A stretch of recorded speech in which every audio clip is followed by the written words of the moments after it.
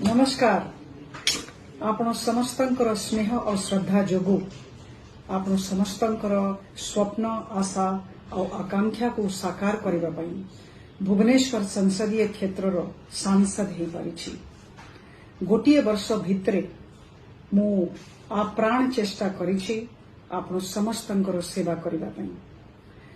एई career विवरणी ए सेवार विवरणी एनुअल रिपोर्ट कार्ड माध्यम रे वार्षिक विवरणी माध्यम रे आपण समस्तंक सामने उपस्थापित करने को चाहूँगी।